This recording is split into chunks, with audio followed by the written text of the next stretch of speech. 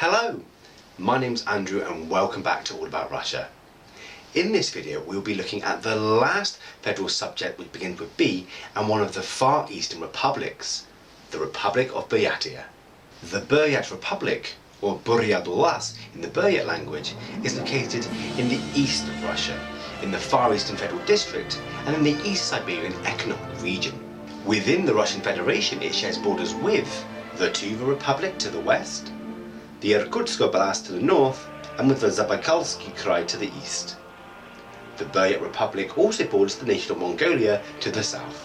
The Buryat Republic is over 135,000 square miles in size, making it the 15th largest federal subject and larger than the Republic of the Congo. The Buryat Republic is home to just under 1 million people, making it the 54th most populated federal subject in the Russian Federation. The capital of Buryatia is Ulan-Ude and is home to nearly half of the population.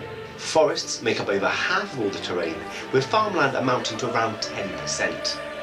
Buryatia is famous for its mountains, with the Yablonovoy range taking up nearly 80% of all terrain. The highest point in the Republic is Mount Sarydag at nearly 3,500 meters. The Republic is home to over 30,000 rivers, with the longest one being the Selenga River at over 600 miles long. However, the most famous aqua feature in the Buryat Republic is probably Lake Baikal, the world's oldest and deepest freshwater lake. Lake Baikal, one in Buryat, Baigal Nur, meaning the natural lake, is over 12,000 square miles in size, with it being over 1,500 meters deep. Archaeologists believe the lake was formed somewhere between 20 and 25 million years ago, making it the world's oldest lake. Lake Baikal is home to a variety of fungus, insects and animals, many of which cannot be found anywhere else on the planet. Historically, Lake Baikal was often considered a sea, which is understandable when you consider that the lake is larger than the nation of Belgium. The lake has been and continues to be a sacred place for the Buryat people. The Republic of Buryatia is named after the Buryat people as it is their homeland. But the etymology of the name is something of a mystery. First mentioned in 1241 by the Mongols, historians have argued over where their name has come from, with no clear conclusion being reached. The name may have come from the old Mongol word Borika, meaning to evade, or it may have come from another old Mongol word referring to the fact that they traditionally lived in the forests, or one of several other reasons. The flag of the Republic is a tricolour of blue, white and yellow. The blue signifies the Buryat people, the white representing the tranquility and happiness of the people, whilst the yellow represents the spiritual perfection of the Buryat people. This symbol is called a soyombo and is an old Buddhist symbol consisting of a moon, a sun and a flame. The moon represents sacredness, the sun vitality, and the flame symbolises prosperity. The flag was adopted on the 29th of October 1992. The Republic does have an anthem which is playing right now. I will include a link in the description below for those of you who are interested. The Republic is divided into 23 administrative districts, with the capital Ulan-Ude acting as its own administrative district. Whilst there are no closed city in Buryatia, the entire Republic was off limits to foreigners until the fall of the Soviet Union in 1991. Of note, the Potomsky-Evensky district is home to a significant Evenk minority, whilst the Okhinsky district is home to the indigenous Soyok people. Archaeologists have traced evidence of settlement in what is now Buryatia all the way back to the 1300s BC, with evidence of a slab grave culture being found in the Irkut Valley. The land that would one day become the Buryat Republic is first mentioned in Chinese sources as coming under the control of the Xiongnu Empire.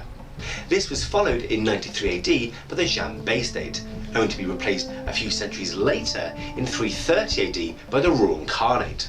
It's unknown for certain if the Buryats were ever part of any of these states. As before mentioned, they were first mentioned in 1241.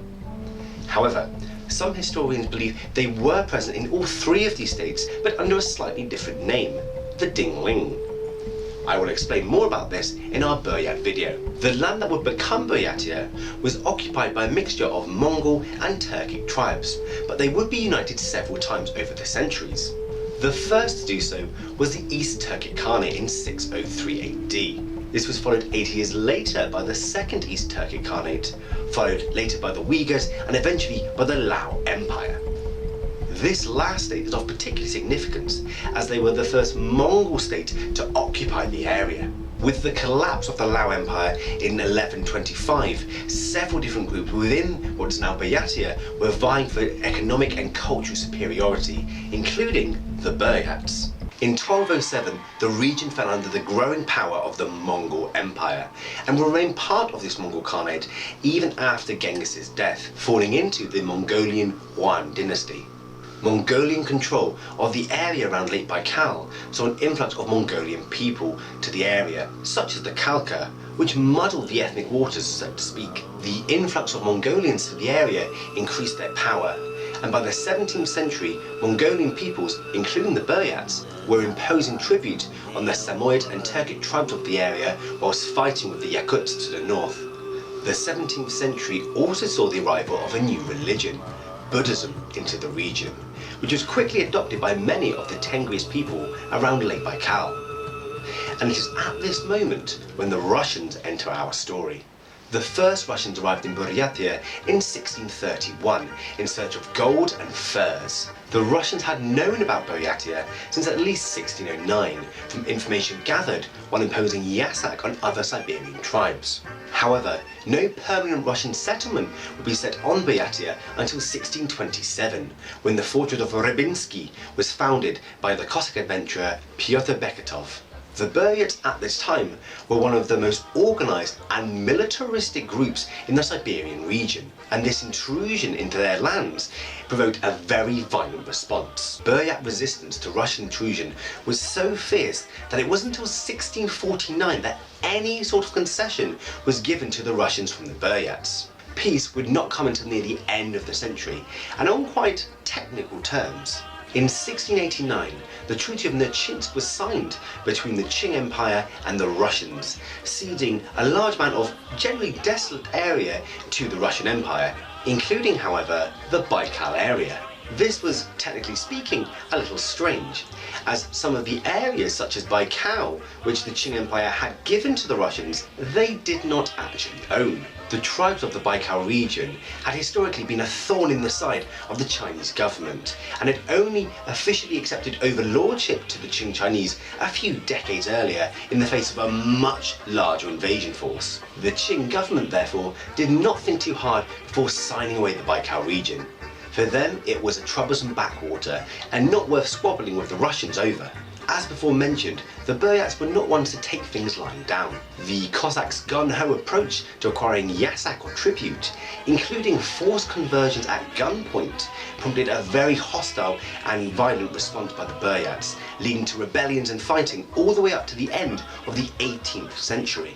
In response to this violence, the Russians established forts all across the territory, with one fort being established in 1668 on the Uda River, being named Udinskoy, or as we know it today, Ulan-Ude. After a short siege of Irkutsk by Buryat forces in 1695, the Tsar decided on a more reconciliatory approach with the Buryat people. By 1765, the majority of the region had been pacified, with many Buryat leaders who had been given cash, land grants and noble titles acting as guards on the Chinese border.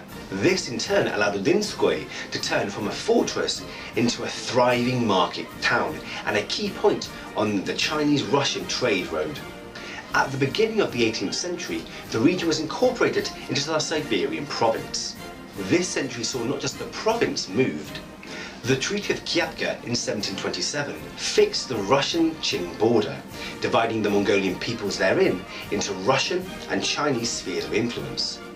This had the inadvertent effect of kickstarting a Buryat national identity.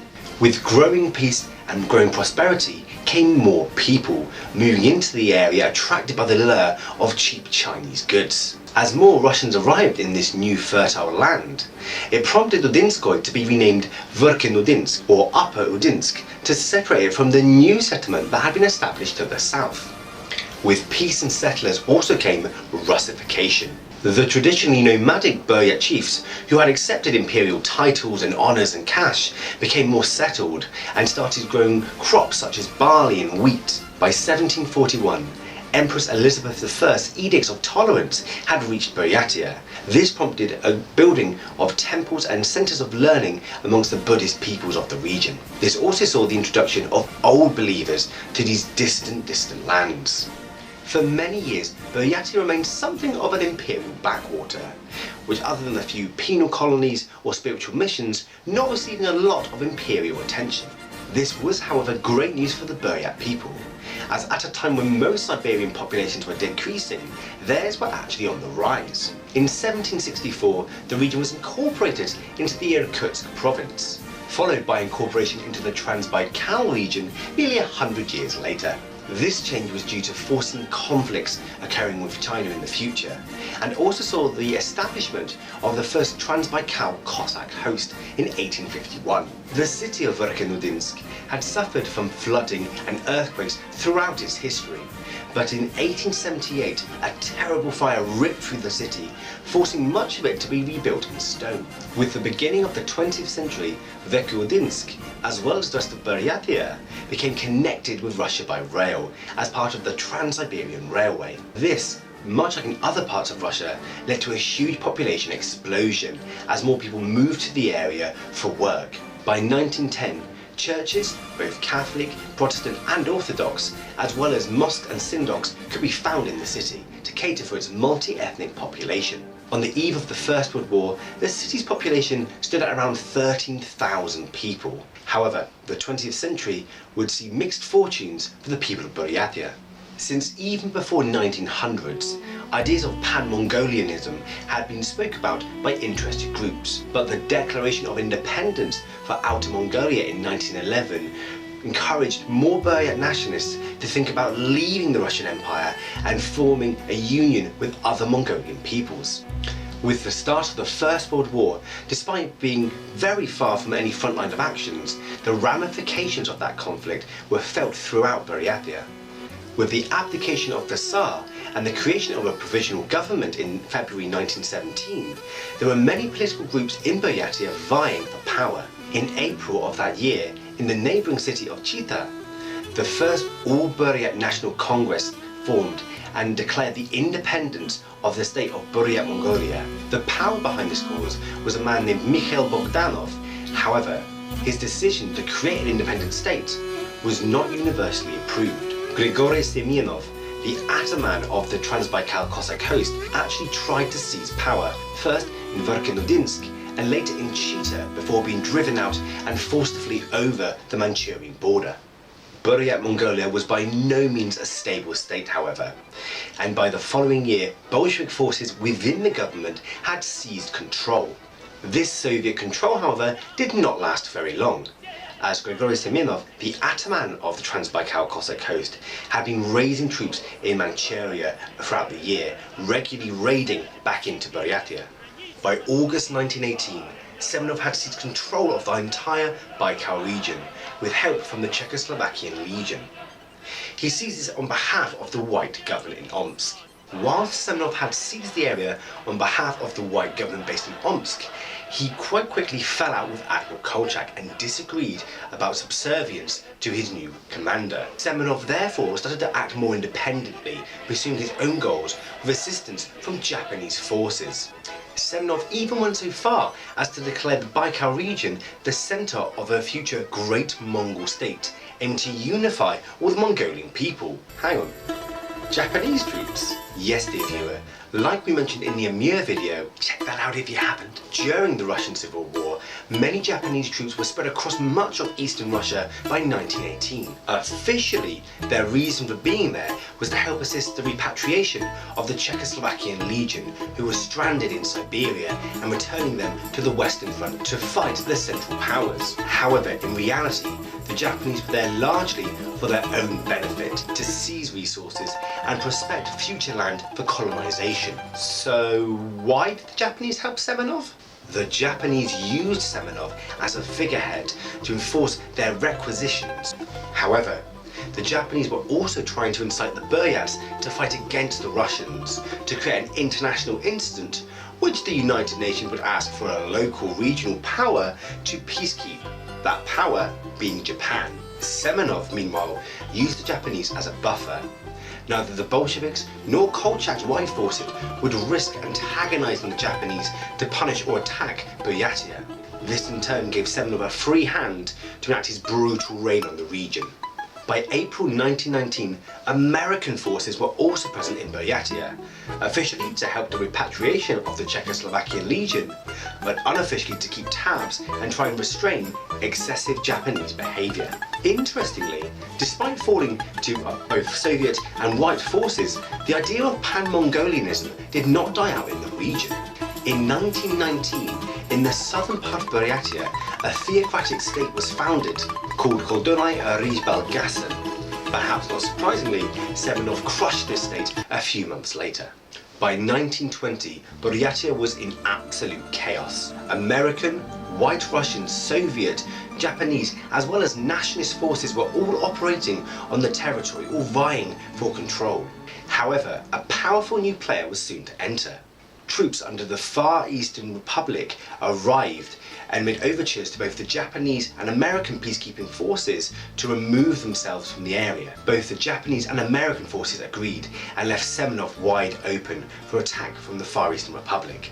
Both forces agreed to remove themselves from the city, and Semenov's forces were defeated by the Far Eastern Republic, allowing them to capture the city in March of 1920. This defeat triggered Semenov to abandon the Transbaikal region completely, as well as was the impetus for both Japanese and American forces to remove themselves from the Russian Far East. The Far Eastern Republic, as mentioned in our Amir video, served as a buffer state by the agreement of both the Japanese government and the Bolsheviks.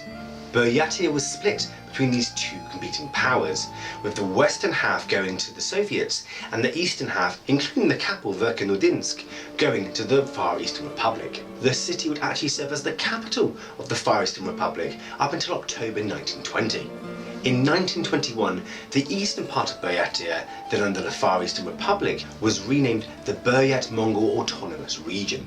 This situation would remain until 1923, when the Far Eastern Republic joined the Soviet Union, and the region was renamed, the very similar sounding, Buryat-Mongol Autonomous Soviet Socialist Republic, with its capital at Verkhnudinsk. As per Soviet policy at the time, the Buryat language was elevated to official co-status with the Russian language, and Buryats were included in all aspects of Soviet life. However, the introduction of a planned economy and settled agriculture moved some of the more traditional nomadic Buryats away from their traditional pastures and into more collectivized and fixed locations. What's more, Soviet anti-religious sentiment saw the destruction of thousands of Buddhist temples and shrines throughout the region.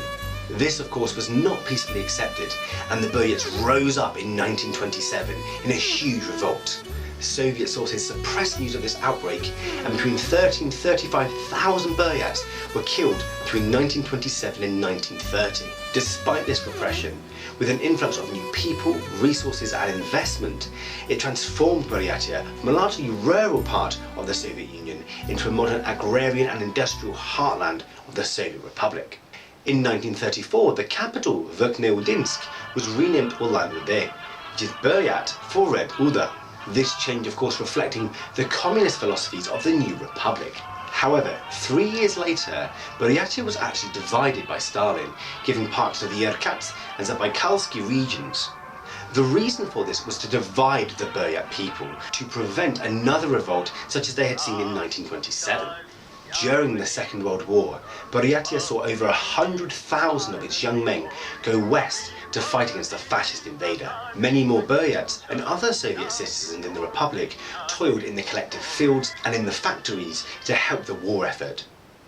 Being so far removed from any scenes of actual battle, Buryatia was largely preserved after the war and became a tourist hub for those of the nomenklatura. In 1956, the Republic dropped the Mongol title from its name. The reason for this was Nikita Khrushchev, the then Premier of the Soviet Union, had just come back from a trip to the People's Republic of China. This was a diplomatic move aimed at improving relations between the two countries. Throughout the 20th century, the quality of life experienced in Buryatia began to gradually decline, faced with problems that were seen across the Soviet Union. Goods and products which have been smuggled across the Chinese border since time immemorial, they helped relieve some of the more urgent of these issues, but the effects were still felt. In the last days of the Soviet Republic, Buryatia renounced its autonomous status in lieu of full Soviet Republic status. As discussed in our Outer Republic video, check that out if you haven't. The Soviet Republic had far more control over its domestic economic policy than an autonomous republic, as laid out in the 1977 Soviet Constitution. Faced with the fragmentation of the Soviet Union and dire economic situation, the Buryat People's Assembly had elected for this official republic status. However, this addressed a symptom of the dying Soviet Union and was not a cure. With the collapse of the Soviet Union in 1991, the Buryat Republic opted to remain a part of the Russian Federation which succeeded it, and changed its name to its current form in 1992. Buryatia was, and still is, one of the poorest parts of Russia. However, with the opening up of the Republic to foreigners as well as those within Russia itself, there remains a question to be seen whether the Republic can benefit from its natural beauty and majesty and thrive from what it already has. As before stated, Buryatia is one of the poorest parts and one of the poorest republics in the Russian Federation, ranking as 70th in regards to its gross domestic product as of 2018. The Republic does stand, however, as a key stepping stone between Russian and Chinese trade relations, with over 900 million rubles passing through in 2011. Agriculture makes up the majority of the oblast's production, primarily breeding livestock and cattle for trade with China.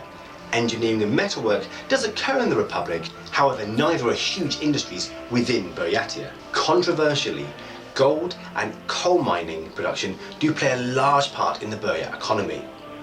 However, there have been many protests by both the native Buryats as well as old believers living in the Republic, who are not happy with the destruction of nature and in some cases what is seen as their sacred land. Hydroelectric, oil and nuclear energy are all sources of great contention in the Republic as well.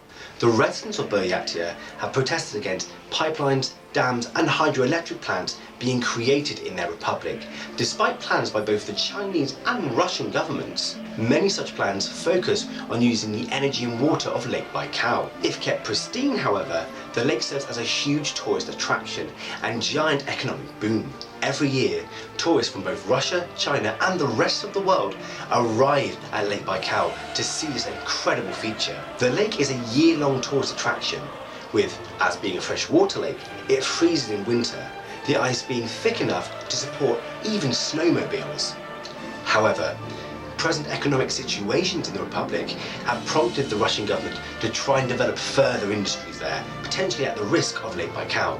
Most notably was a proposed Sino-Russian water bottling plant in opposing Irkutsk Oblast. This being at the other side of Lake Baikal, it would surely affect Buryatia as well.